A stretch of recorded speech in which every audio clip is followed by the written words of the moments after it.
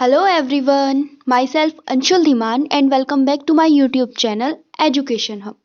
So guys आज की मेरी इस वीडियो में मैं आप सभी के लिए फिर से एक इम्पॉर्टेंट टॉपिक लेकर आई हूँ। हमारे जो स्टूडेंट्स हैं सीजी बोर्ड यानी कि छत्तीसगढ़ जो बोर्ड है, हमारे जो स्टूडेंट्स हैं 10th क्लास के स्टूडेंट्स के लिए मैं ये उनका जनवरी मंथ का जो हिंदी का असाइनमेंट है आपको दिया गया है, उसके सॉल्यूशंस आपके लिए लेकर आ गई हूँ। सो आई होप ये वीडियो आपके लिए हेल्पफुल रहने वाली है। अगर आपको आपके किसी और सब्जेक्ट का असाइनमेंट के आंसर चाहिए तो आप मुझे जल्दी से कमेंट बॉक्स में बता दीजिए, मैं वो आपको प्रोवाइड करवा दूंगी। तो अब हम देखते हैं हमारा जो आपको फर्स्ट क्वेश्चन दिया गया है, इसके आपको दो पार्ट्स दिए गए हैं, ए और बे, यानी कि फर्स्ट और सेकंड दो क्वेश्चन है। एक क्वेश्चन आपका 2 मार्क्स का है।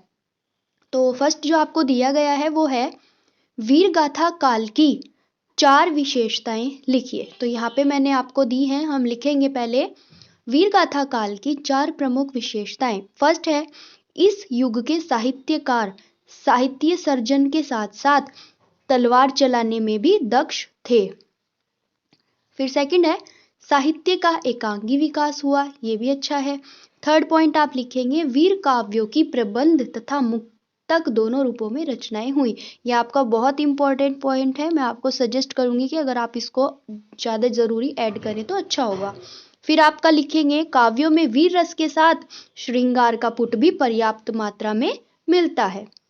फिर आपका फर्स्ट क्वेश्चन का जो सेकंड वाला पार्ट है भक्ति काल के प्रमुख 2 कवि और उनके रचनाओं के नाम लिखिए। तो यहाँ पे वैसे मैंने आपके लिए 4 लिखे हैं, आप इनमें से जो आपको 2 सही लगे अपने अकॉर्डिंग लिख सकते हैं। फर्स्ट है हमारे कबीरदास जी की रचना जो है बीजक, रमैनी, सबद एंड साखी। फिर है रैदास की रचना जो है बानी। सुंदरदास की है सुंदर विलाप। फिर मलूक दास जो है रत्न खान ज्ञानबोध। इनमें से आप एनी 2 लिख सकते हैं। सेकंड आपको दिया गया है सचिव माध्यमिक शिक्षा मंडल रायपुर छत्तीसगढ़ को अपनी 10वीं की अंक सूची यानी कि जो आपका 10th की मार्कशीट है उसकी द्वितीय प्रतिलिपि प्राप्त करने हेतु आवेदन पत्र लिखिए। यानी कि या तो आपकी कोई गुम हो गई है, खो गई है कहीं पे, आपको दूसरी जो है उसकी कॉपी चाहिए तो आपको उसके लिए एप्लीकेशन लिखनी होगी। तो आप लिखेंगे प्रति सचिव छत्तीसगढ़ माध्यमिक शिक्षा मंडल रायपुर छत्तीसगढ़। अपना विषय लिखेंगे अंक सूची की द्वितीय प्रति भेजने के संबंध में। फिर लिखेंगे महोदय निवेदन है कि कक्षा 10वीं बोर्ड परीक्षा की मेरी अंक सूची खो गई है, यानी कि मेरी मार्कशीट खो गई है। मैंने यह परीक्षा सन 2016 में दी थी। मुझे अंक सूची की द्वितीय प्रति भेजने का कष्ट करें। इसके लिए निर्धारित शुल्क 20 रुपये का बैंक ड्राफ्ट नंबर पर आपके नाम से भेज रहा हूँ। 37,701 जो ये आपको ड्राफ्ट नंबर है।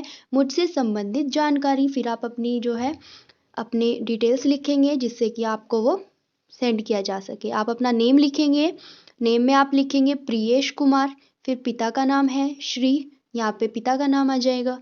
परीक्षा लिखेंगे 10वीं बोर्ड 2016। फिर परीक्षा केंद्र लिखेंगे जहाँ पे आपने एग्ज़ाम दिया था।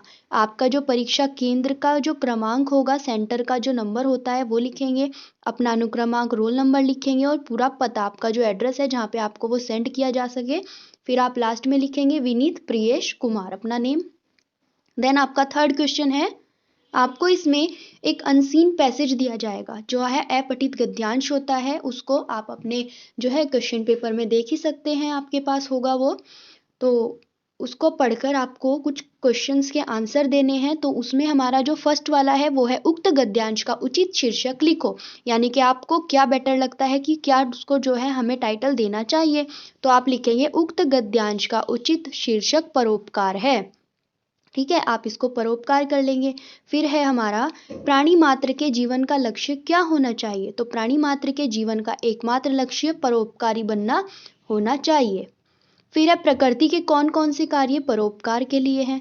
तो प्रकृति के सभी कार्य परोपकार के लिए हैं। जैसे नदियाँ स्वयं अपना पानी नहीं पीती, पेड़ स्वयं अपने फल नहीं खाते और गुलाब का जो फूल होता है वो अपने लिए सुगंधित नहीं रहता है।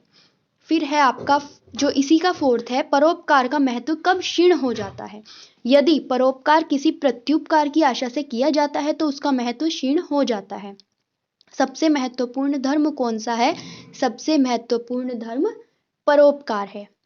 फिर है आपका लास्ट क्वेश्चन, निम्न में से किसी एक विषय पर लगभग 150 से 200 शब्दों में निबंध लिखिए। तो फर्स्ट है आपका वृक्षारोपण, सेकंड है प्रदूषण की समस्या और उसके समाधान, फिर है आपका पुस्तकालय का महत्व। सो ये जो है, अगर आपको किसी भी इनमें से तीनों में से जिस टॉपिक पे आपको निबंध चाहिए तो आप मुझे जल्दी से कमेंट बॉक्स में बता दीजिए, मैं वो आपको प्रोवाइड करा दूंगी। और अगर आपको इसकी जो है कंटेंट की पीडीएफ चाहिए तो आप मुझे वो भी कमेंट बॉक्स में बता दीजिए, या फिर मेरा जो इंस्टाग्राम अकाउंट है एजुहब विद अंशु के नेम से, आप जल्दी से जाके वहाँ पे मुझे कम पर्सनली टेक्स्ट करके बताइए कि आपको इसकी पीडीएफ चाहिए या किसी और कंटेंट की, तो मैं आपको विदाउट एनी कॉस्ट प्रोवाइड करा दूंगी। बस आप मुझे ऐसे ही कंटिन्यू सपोर्ट करते रहिए guys. Good luck for your assignment. आज के लिए इतना ही। Thank you so much.